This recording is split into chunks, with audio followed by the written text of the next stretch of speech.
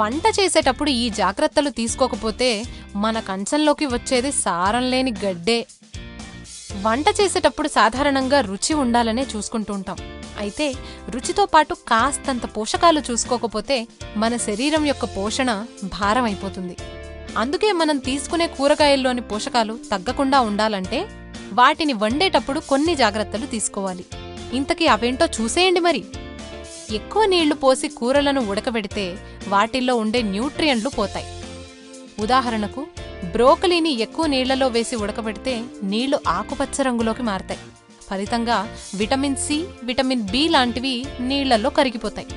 అందుకే కూరగాయల్లోని విటమిన్లు పోకుండా వండాలంటే తక్కువ నీటిలో కొద్దిసేపు మాత్రమే వాటిని ఉడకబెట్టాలి, లేదా వాటిని ఆవిరిపట్టాలి. ఇలా చేయడం వల్ల కూరగాయల్లోని న్యూట్రియంట్లు వృధా అవ్వవు. అందుకే బంగాళదుంప లాంటి వాటిని నీళ్లలో ఉడకబెట్టడానికి బదులు ఆవిరిపట్టాలి. బ్రోకలీ, గ్రీన్ బీన్స్ వంటి వాటిని కూడా ఉడకబెట్టే బదులు మెత్తగా అయ్యే వరకు ఆవిరిపట్టడం మంచిది. అలాగే కూరగాయలు తేమగా ఉండడానికి వాటిని ఐస్ నీళ్లలో ముంచొద్దు. వేడి నీళ్లలాగే చల్లనీళ్లు కూడా కూరగాయల్లో ఉండే విటమిన్లు, ఖనిజాలు పోయేలా చేస్తాయి.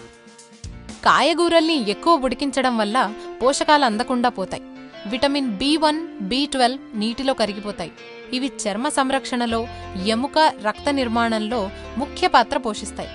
మరీ అతిగా ఉడికించినా, వేడి చేసినా ఇవన్నీ ఆవిరైపోతాయి. అందుకే అన్ని కూరగాయల్ని మరీ అతిగా ఉడికించకండి.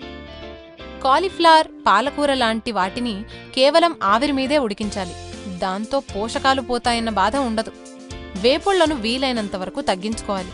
అప్పుడు కూడా ఆరోగ్యానికి మేలు చేసే వంట నూనెలను ఎంచుకోవాలి.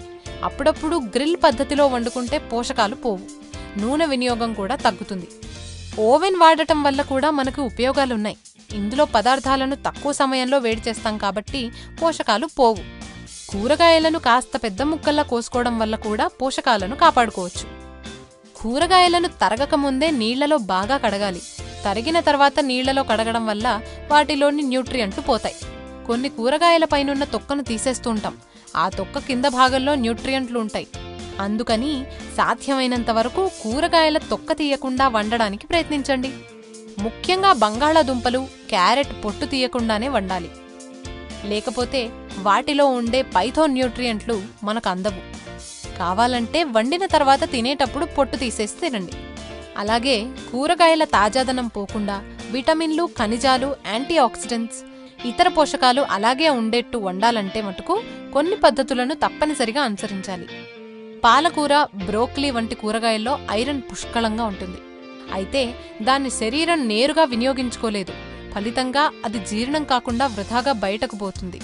ఉడకబెట్టి కాస్త వేగించిన కూరపై నిమ్మరసం లేదా కమలాపండు లేదా ద్రాక్షపండు రసం కొద్దిగా చిలకరించి తింటే శరీరానికి అందాల్సిన విటమిన్లు, పోషకాలు, ఐరన్ అన్నీ అందుతాయి.